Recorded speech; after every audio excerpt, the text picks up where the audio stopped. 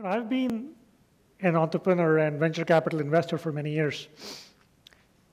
Many years ago, I also became an avid practitioner of yoga and meditation. I practice it every day. And the catalyst was I went through this unique program called Inner Engineering. It had a profound impact on me, and it made me realize how I could consciously evolve myself to achieve my potential. As an early stage investor, as a VC, one of our critical roles is to assess that potential in entrepreneurs that we meet. We need to see what are they capable of and what kind of impact can they drive. Because at an early stage, there's really nothing else to look at. It's just the founders. And once we invest, we work with those entrepreneurs in achieving that potential. The same tools apply to students. According to Johns Hopkins Center for Adolescent Health, they find that more than 50% high school students feel overwhelmed by academic work or challenges in relationships with their parents and friends. Does that feel like you?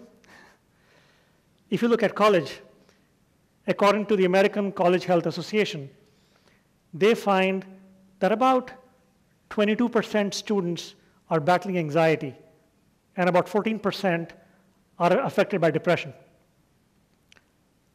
Clearly, if you are feeling stressful or anxious or depressed, it will not be easy for you to achieve your potential. To do that, you need to take charge of your inner state. You need to consciously engineer yourself. If you look at our outside world, we are constantly engineering the outside world. Obviously, the purpose of engineering the world around us is to create situations and atmospheres as we want it, as it is comfortable and convenient for us. Especially in the last 100 years, we have done so much engineering to the world outside that the face of the planet has completely changed. We have comforts and conveniences that we could not imagine just a few decades ago. We are the most comfortable generation on the planet ever. Yes?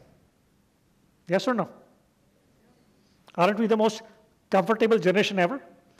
Though we are the most comfortable generation ever, definitely we cannot say that we are the happiest or the most loving or the most joyful or the most peaceful. So why this has not worked? Though we are the most comfortable generation ever. There are many dimensions to this, but let us look at it and see what it means to you right now as you are. Like many people express about being stressful, which many people are. If you ask them why, they say they're high school. If you ask college students, they're stressed. You ask working professionals, they're stressed. You even ask people who are older and retired, they're also stressed. So what do you do in this world? Looks like everyone is stressed. There is no part of life which is stressful. You are stressful simply because you do not know how to manage your systems. That is why you're stressed. Stress is not happening because of a particular situation. Stress is happening because you don't know how to manage your body. You don't know how to manage your mind, your emotions, your energies. That is why stress is happening. Let us look at the mechanics of stress. For every fluctuation on the level of the mind, there is a corresponding chemical reaction in the physiology, always. If you go through a day of stress, tomorrow you will see that the body becomes stiff and rigid. Have you noticed this? If you practice any kind of yoga or stretching or exercise, you can very clearly see this. One day you feel super flexible. Then you go through a day of stress. And the next day you see the body is stiff. The body becomes stiff because the muscles become rigid due to acidic impurities in these cells. And these impurities can go on building up, and they can become deep-rooted chemical deposits or blocks in the system, which can become a disease over a period of time. Now, the word disease means dis-ease. Or in other words, the body and mind are not getting the kind of rest or ease that they need. Today, medical research is showing that many of the chronic ailments start in the mind. Whenever there are agitations at the level of the mind, there are corresponding agitations at the level of the body. There is a very fundamental defense system in our physiology, which is known as the fight or flight response. I'm sure you've studied that. You know, in ancient times, when man used to live in nature, the situations he faced in life are quite simple. Let us say you're walking through a forest, and you come across a tiger. There are only two choices. You fight or flight. But in today's life, you live in a constant stream of stressful situations where you don't have these choices. Let us say you come to the school and you get a bad grade. You can neither fight with your teacher, nor can you leave the school and run. Both fight and flight are not possible. Now, when the mind senses any kind of emergency or stressful situation, it in turn activates the necessary system to release an emergency quota of sugar into the bloodstream. Whenever there is stress in the mind, the body is preparing for intense activity. Now, if you did go through this intense activity, this extra sugar is worked out. But today, you live in a constant stream of stressful situations where no physical activity is needed. So this makes the whole system drive itself faster than its natural pace. It is just like you drive your car at 50 miles an hour, the engine life may be 100,000 miles. And you drive the same car at 100 miles an hour, the engine life will be much less. Now, why for the same stress, one person gets diabetes, one person gets asthma, one person gets migraine? It is not that the disease is hereditary. The disease itself is not hereditary. But some part or organ may be hereditably weak in you just like your parents. So you have the same tendency. If your father had diabetes at 50, you may get it at 30. But all this can be reversed simply by changing the way you experience life and by moving into a more effortless state of being. So do not ever think that your school is stressful. If you're experiencing life in a stressful way, it just means you've lost control over your systems. See, what we call as engineering and management in this world is to create external situations and atmospheres as we want it. Right now, here we are in this hall, having the right kind of temperature that our bodies like. Some control over the external atmosphere. But what about the inner atmosphere? The inner climate is messy, isn't it? And when the inner climate is messed up, it doesn't matter. You could be sitting in the best air-conditioned hall. It doesn't mean anything to you, isn't it? It doesn't mean anything to you because your inner climate is not good. So right now, we're talking about a technology of managing the inner climate also. Is that important? You know, you would have seen many people popping pills for stress, for anxiety, for depression. What is this pill? A little bit of chemicals. So you put this little bit of chemicals into you, and suddenly you feel peaceful. Not forever, for a short duration, but you do become peaceful, isn't it? Or in other words, what you call as peace is a certain kind of chemistry. What you call as joy is another kind of chemistry. What you call as ecstasy is another kind of chemistry. Anxiety is another kind of chemistry.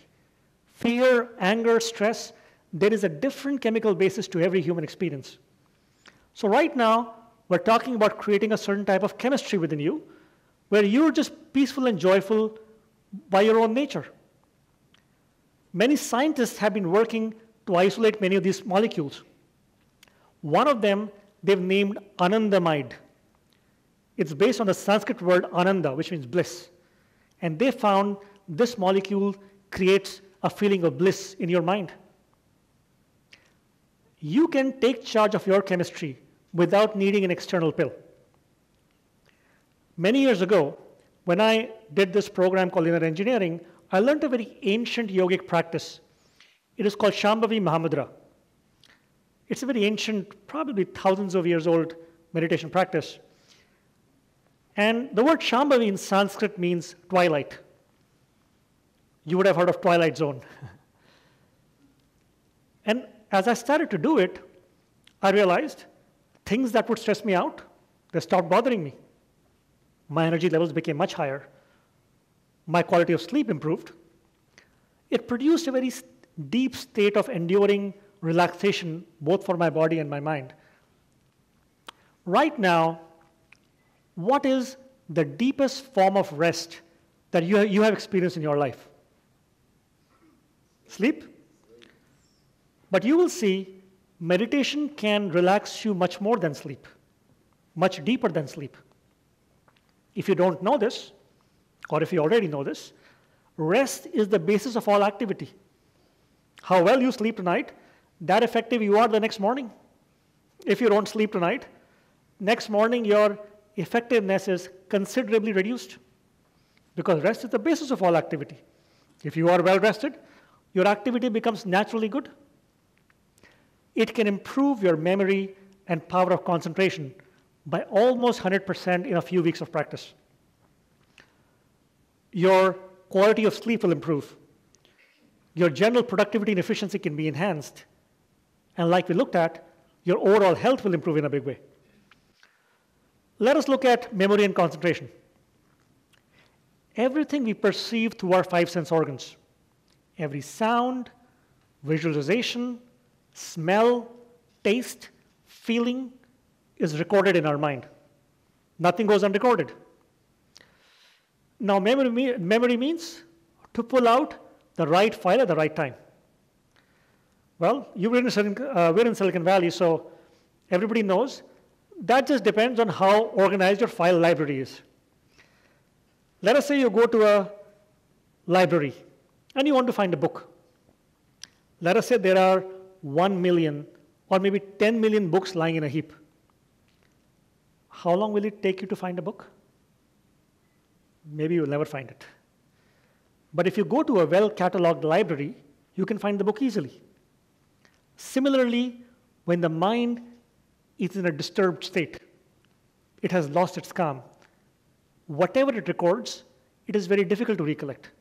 When the mind is calm and alert, whatever it records, it is very easy to recollect. The same is true with concentration. The more you try to concentrate, the more the mind tends to go elsewhere. You know how hard is it to concentrate with your textbooks? The harder you try, the more the mind tends to go elsewhere. Now let us say instead, you're reading your favorite love story, or your crime thriller, or your favorite blog post. Do you have to concentrate? Or do you read in a relaxed manner? You are relaxed, isn't it? Now if you have to write a test on that, will you fail? It is just that you may not be interested in most of the things you're doing. If you're involved in what you're doing, you naturally concentrate well. If you look at your typical day, 8 to 12 hours of whatever work you do, please see in how many moments you're truly productive and in how many moments you're preoccupied. Most people are not effective for more than 2 to 3 hours in the regular workday. The rest of the time is wasted in unnecessary fluctuations of the mind and unnecessary movements of the body. But all this can be set right simply by keeping the body and mind well rested and also energizing the system with kriyas. These are powerful and purifying energy techniques which use the breath. They're based on the system of yoga. At Harvard and University of Calgary in Canada, they have conducted studies to study the effect of meditation on cancer patients. And they found favorable changes to the DNA of these patients. So meditation can induce very foundational changes in you. In our portfolio of companies, in over half of the companies, one or more founders practice meditation. One of my prior companies, this was a company which was recently acquired very successfully by VMware. This is what the founder CEO had to say in his own words. There is a lot of noise and clutter and stress that needs to be worked through the long journey of an entrepreneur. 30 minutes of meditation in the morning was critical for me to bring back focus, clarity, calmness, and energy for the rest of the day, every day. We need to make these tools more accessible for students. One of our portfolio companies, Vivensity, is building a technology solution that enables students to learn behavioral skills and simple tools and techniques, including meditation, for their personal growth. It is working with schools to help them implement the social and emotional learning programs. We are collaborating with a number of high schools, with researchers from Stanford, from psychologists, and I'm very excited about what they're doing. If all of you can implement even a few minutes of meditation in your life, you will see it'll bring a huge benefit and allow you to achieve your potential in a much bigger way. It'll allow you to drive true impact and bring about a positive change in the world. See, if you want to make this world a more peaceful and happy place, you need to start with yourself. If you can't make yourself more peaceful and happy, how will you do that to the rest of the world? I hope all of you can practice just a few minutes of meditation every day. If you give it 6 months, you will be amazed by the kind of benefits you will see. Thank you.